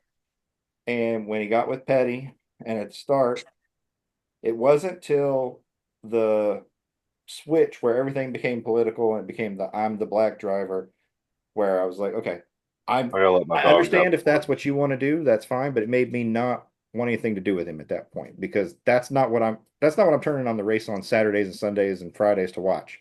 I'm not there to watch. The race is supposed to be escape from all that crap. Yep. That's going on out there in the real world. So it turned me off to watching him. It didn't make me want to cheer for him more. I wanted him to succeed. Just like I wanted Haley Deegan to succeed, because I think more people is better, period. But that's not the way I wanted to see it happen. I liked Bubba. I really did. The attitude that he had when he first came in was awesome. Yep. And with all of the political bullshit, it changed. Yep. His entire attitude towards just everything that went on changed. I'm sure, there's obviously some truth to some of it, but when he went on there and basically said that NASCAR fans, and blanket statement that NASCAR fans were racist, that's when he lost me. Was because how many everyday middle-aged white men, women are buying your cars, buying your t-shirts, buying your stuff. Clearly we're not racist. We're out there cheering for you. We want you to do well. So that statement, that's where he lost me. It wasn't necessarily the BLM stuff. Like, okay, I mean, that's what you want to do. That's fine. You use your platform however you want. I don't particularly care for it. But when he did that statement is what made me like, nope, get these cars out of my collection. Because you just said I'm racist, and I'm not. But I'm not going to support you calling me that either. The other part that absolutely blew my mind, the other part that absolutely blew my mind when it came to the not just the political side of it, but how quick Bubba, especially supposed to be great friends, but how quick Bubba threw Larson under the bus with the shit that happened on iRacing. Oh yeah. Yep. That was amazing how quick he threw that kid under the bus. I mean, and not only that, but the way NASCAR ultimately made a biracial driver in the sport the biggest racist, made him out to be the biggest racist that we've ever seen. Yeah. I mean, that was absolutely disgusting. Well, Honestly. they essentially tried to take Larson's career away from him, and the person who hired him has more money than God, so it doesn't matter. You can't. Yeah. So, and the only alternative is to tell Rick Hendrick he can't show up and race. So, then that's not going to happen. But we can be done with this topic. But yeah, Yeah, I mean sorry about that one just really blew my mind. That it almost seemed like I don't think he even took the opportunity before he went through and did that interview. I don't think he ever even reaced out to talk to Kyle about no, it. probably not. I will say Which you do is see a change in Bubba now that he's married, has a kid. He's he's racing less with the chip on his shoulder mentality, like I think he's everybody's out opening to his get him. mouth and saying Yeah, less. yeah, That's less unnecessary things. So yeah, yeah. Which is there's no doubt with guidance his skill from. set. He can drive. He can drive. Oh yeah, yep. He just presses the issue when it Which doesn't need to be pressed. he's Yeah. mentioned that he even mentioned it in the interviews today, like the tutelage from Michael Jordan about the mental aspect of this sport.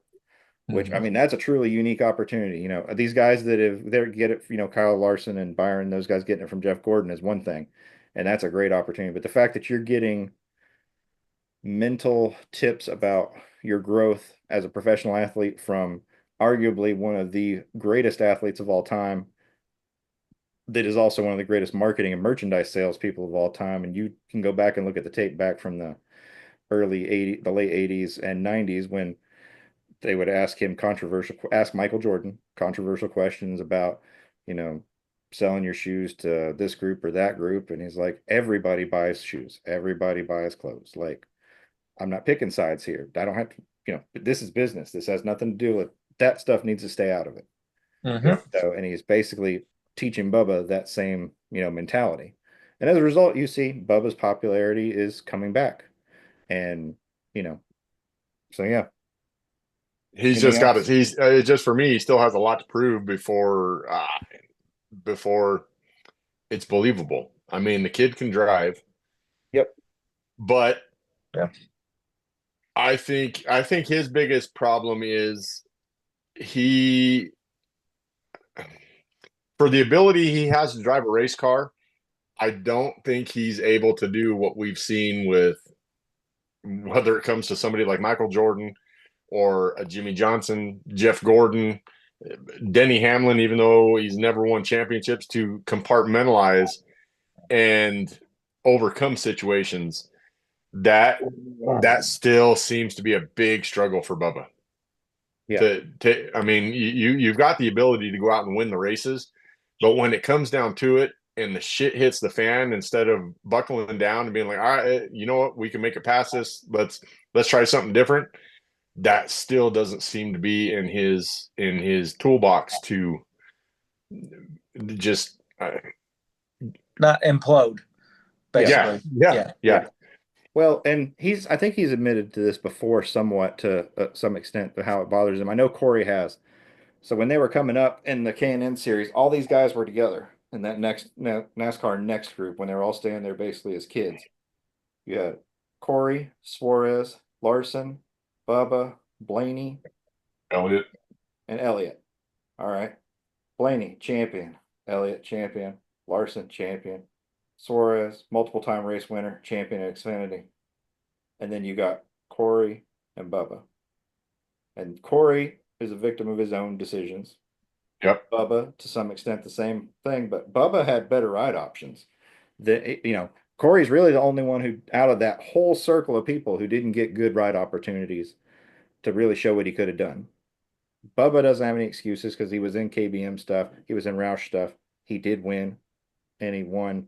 He's won in 23XI. So, but when you compare him to his peers in that same group, well, these other guys have, you know, 10 or more plus wins on you, several more points, positive finishes, and championship trophies to show for it.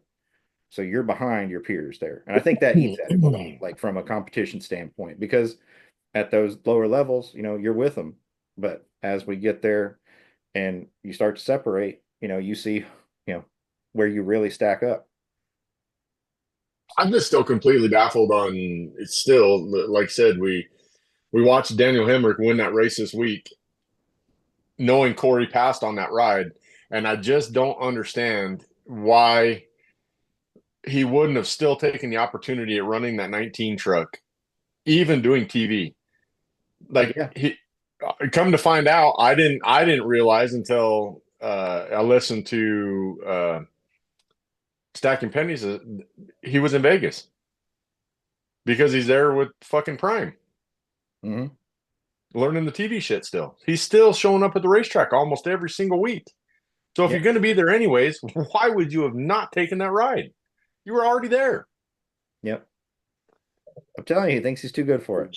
He's too Oh, I proud, man. He's too proud to accept that, where his talent level is, compared to his peers. Because What he doesn't understand is being in the truck series would actually help him more than he understands. Yeah. Look Oh, at Carson Hocevar. especially with the car platform. Yeah, that's Oh, what I'm saying. Carson Well, I mean- Hocevar has shown us if you run good in trucks, you can run good in Cup, even in a not really that. I mean, Spire's getting there, but he's constantly running good. Well, I just think of all the years Corey spent running back marker crap and getting more out of it than possible, and then running well Inspire stuff. He's got a decade of experience in these underfunded cars and everything, and you have a chance to get into a winning truck.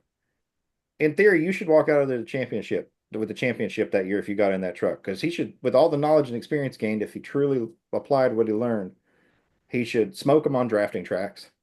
He should be able to outrun them on everything pretty much but any road courses. That's his one area of like weakness. And he was even qualifying better there. Well, I just say shit. So Qualifying. he was showing improvement there. But I'm just saying, if I had to pick one area where he'd be weak out of all the options in a truck, it's probably going to be the road courses. And okay, that's not really going to be too detrimental to his championship efforts because it's not like they're racing 7 of those a year like it is in Cup. Well, yeah, but even at Spire, I mean, shit, they were still what he had out of his last 6 road courses. He qualified 4 times in the top 10. Exactly. Yeah. So I mean, in theory, He was out qualifying road aces. He just simply got tripped up over his ego.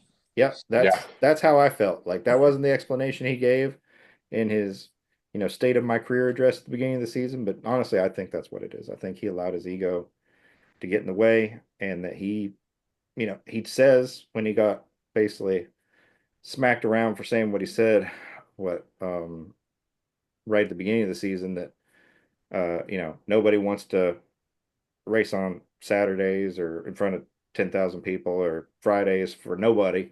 They all want to be at the show. And yes, that's true. But you're basically saying that you're too good for that stuff and you never went through those ranks. Well, all the people that are, again, you came up in that class of folks. Well, they all raced in those series and one or both accumulated wins or top finishes and now have wins and championships. Give or take, Larson. What are you doing wrong? At this point, the mirror is his only option to look at it and say, like, I could have been somewhere else, but my own ego prevented me from getting there. Maybe he's the problem. Yep. Well, it's still. I mean, I think he's plenty capable of going and winning races, but even on the same hand, I'd rather be in the car on Sunday, be out there Sunday, than go back. Well, you could have run in the 01 car all the fucking companion races to the Cup Series or the Truck Series. I mean, yeah. So you could have run a full Cup season or a full truck season and run all the companion races in the 01 in the fucking Cup Series. He's just making excuses at this point. Well, if you look at it, the guy he got out of the car for allegedly so that he could help him do better, minus 226. He has 33 points, Cody Ware. Corey has 21 points, 2 races. Cody Ware's 7 races. So I'm going to put that in the BS column. That Arby's car was amazing today. Hey, so it just goes to it goes to show the meat sweats apparently because fucking running in his fucking eyes. That was almost as fucking painful as watching the Arby's car last year. Yep. Well, his little brother was in the 07 yesterday Yep. or on Saturday. That was painful. Yeah, it was Oh my bad. God, that was It was painful. bad. I was gonna message you about that, and I was like, I don't even want to fucking touch that, man. That was Yeah. Are you When talking I found about- out I wasn't on the car, I wasn't too mad about it. they're not even on the C post again. No. Yeah, go for That's a whole thing. I was yeah, I wasn't mad. That was a whole deal that was like set up basically outside of that wasn't even done with Snowbelt. That was a whole deal set up okay, that for makes him sense. to be in the car. He brought the sponsor basically. Okay. That's why he was in the car, because he brought the sponsor. So that was his own shit show. But That it was. so Okay. but when you're the screw up of the Ware brothers, when you're more of a screw up than Cody, you can't say much. When you're more of a screw up than the wife beater. Yeah. So Hey, those are dropped. Allegedly. Those charges Remember- were dropped, sir. Remember, allegedly. So, yeah, I mean, when Dad's got that much money, I'm sure they were. Alan, you ready to go to show number 2? Yeah. The only thing I can't believe. What, are you afraid you're gonna have to put on boots? Getting a little too fucking deep in here for you? How many? All right, so he accumulated Cody Ware I'm accumulated hoping this a tornado total of hits 6 before- points. After we go to the second show. I'll be lucky if they upload this one. If they don't reject it, be like denied, eject. But you got Cody Ware managed to finish 31st out of 36 charter cars. There were 38 total, with Austin Cindric finishing last. Obviously, that's going to be updated to reflect with Jones being disqualified. yeah. But Van Gisbergen had his issue. But Yeah. What, sucking? pretty much. Yeah. He was sucking before he lost the wheel. Which amazes me. He drove through the field and finished 12th last year. So the disaster of a race they had this year blows my friggin' mind. Mm-hmm. Try to tell you, it's a new team. Yeah. Yeah, there's this difference between team getting has it right been around for a one few race years. versus It's fine. a He'll season. get his road course win. It'll be all right. They'll be Hey, fine. did you put a bid in on that lawless? Crap, no. Forgot. It ends in 14 minutes. Just tell all the competition. Let me open my laptop. Hey, this Long isn't going time live, work. so this isn't going live. So No, yeah. By the time it gets posted, we'll know if he won or not. but Well, yeah, that's all I got for I'm the race good with weekend. this That's all if the you stuff. are. Oh, we did have the one last thing we started talking about before we started filming. So one of I think it was NBC, after Larson's 30th win, they always like to drum up the conversation, just like they used to do with Kyle Busch. Would it be possible for Larson to catch Jimmy or Jeff? And I mean, I think anybody who pays attention to the stats today and Larson said it himself in his post-race interview last weekend, if we were in the other car, I think he's probably got 50 wins. And I think that's probably true. If we were still in the other car, him and Cliff were so much better than everybody else. He probably has 3 seasons in a row of 10 wins plus, truthfully, not just the championship year, but probably, 2 more following that, where, he easily could have won 15 races that year. But anyway, he's sitting at 30. Jeff is at 93 and Jimmy Johnson's at 87. In order to catch him, first off, how old is Kyle? 32. 32. Okay. So if he raced for 10 more years and his average wins per year, Jeff averaged 3 wins a season, almost 4, and Jimmy Johnson averaged 4 wins a season to get to their numbers. Jimmy raced for 17 years to Jeff's 24 years. And Jimmy went winless his last 3 years, full time. Kyle Larson, if he were to race 10 more years, and I think that's overestimating it. Truthfully, I don't see him racing that much longer in Cup. I could see him racing 6 to 8. I don't years. think 10. 8 I years. think he likes his other stuff too much. But When he's 40, he's gonna go run his own series probably. okay, so we've got 8 more years. If he continues on his average wins per year, which right now he averages, since he's been with HMS, You take his 10 race season out of the Five equation. or six. 3 to 5 races a year wins. I think 5 is a good estimate out of 36 every year. This only puts At him at most, 60. he's going to get 40 more, which puts him at 70. So he's still going to fall short by a good margin. He should catch Harvick and Hamlin Kyle Busch. at that and Kyle Busch in that 650 to 60 range, I think, easily. Where's Kyle at 60? Kyle's at 60. Yeah. And Kyle's got 60. Harvick's got 60. Denny's at 55. I think he can catch those guys. I don't think he gets, I just don't see him getting to where Jimmy and Jeff are. One, he's already said he doesn't want to race that long.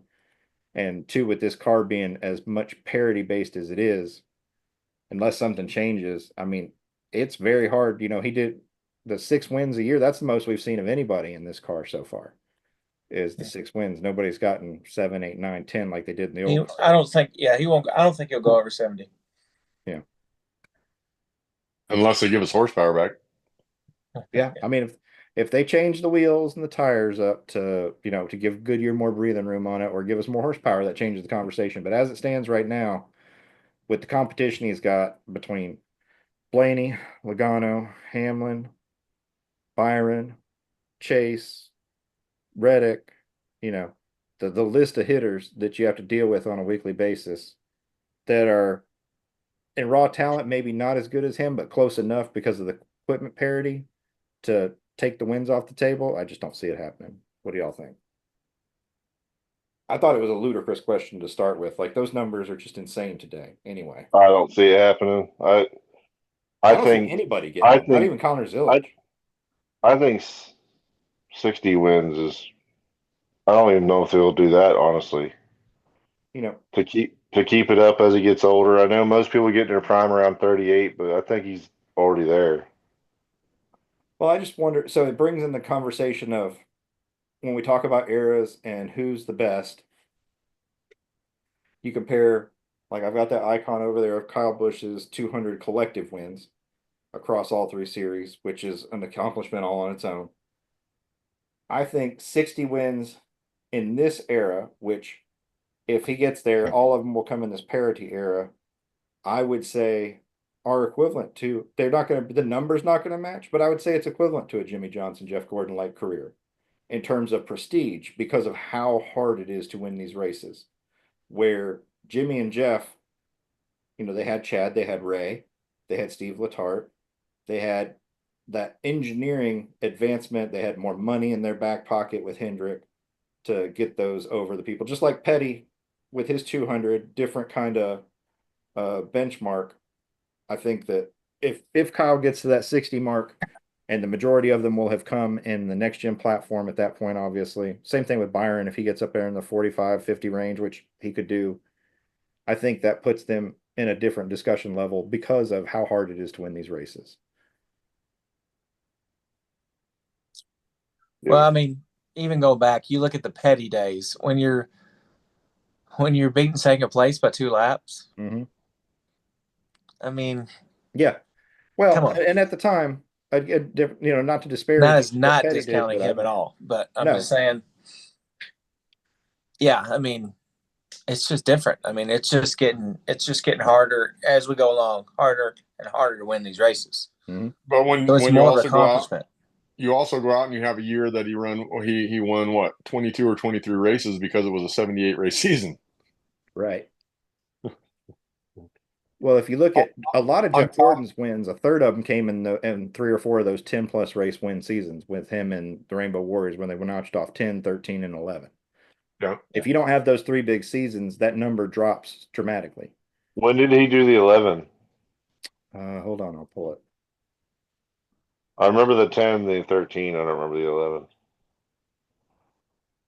I want to say it was 11.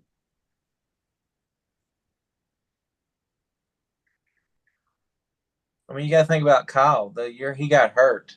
Yep. He come back and won 8, right? Didn't he win 8 when he came back? He missed half the season and won 8 races.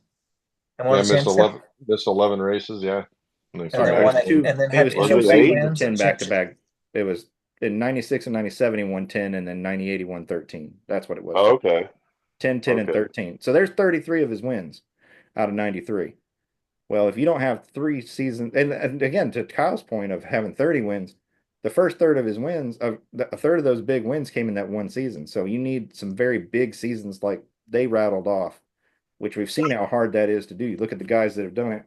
Harvick in 2020 with 9 did make the final 4.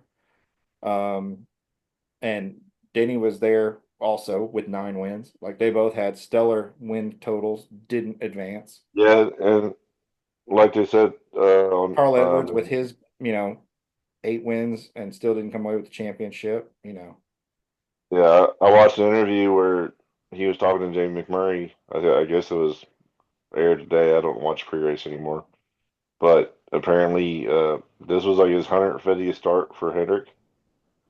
Yeah. And he still has more starts with Ganassi than he does Hendrick. Yep. Just, I mean, it's kind of crazy to think about. What And could then, have? yeah, Yeah. And how many wins do you have with Chip? 6. 6. 6. Yeah. So 6 plus an all-star win. Yep. Yep. Really came on once they got Kurt Busch. It was really starting to turn that corner of Yeah, where it was going. he had a 4-win season in 17, and then he won his first You race mean in this one? 14. Yeah, that one. Dickhead. My birthday's in a few months. Yeah. Well, there's a saying, you could want in this hand and Crap in the other. make sure you add 10% on top if you're going to sell it to him. Hey, Yeah. It's fucking tariffs. all right. That's another. That's the next show. That's another episode. All right. So we'll get into that next. I've got to let this thing has transcode before I can start the next one. So you get like a 10 or 15-minute break, something like that. I'll let you know when it's done. Nap time, Blake. Nap time. Power Man, nap. Oh wait, he did. Hold on, I he can, couldn't I can see win my that. auction here on eBay. Yep. What's the auction on? Lawless Allen. I PC his cards. Okay. Oh, it's a trading card. Yeah, it's his coolest name ever. So it's hard not to. I love it. Yeah. Best racing name ever. Lawless Allen. Well, that Too and bad it sucks. Stingray Rob also good. Yeah. I mean, over in IndyCar, yeah. Formula One, or whatever, like that one was good too. But it's almost as good as Dick Trickle, but Yep. Nobody wants that. Nobody. Not good. They make medication for it, Dave. But all right, we'll see y'all back here shortly because we're gonna get into a fun topic. We all love diecast, so we're gonna talk about the latest revelations of the Trump tariffs and how they're gonna screw us all as collectors and what's gonna happen in the industry. That'll be a fun conversation. So see y'all back in a little bit. Thanks everybody for listening. And until next time.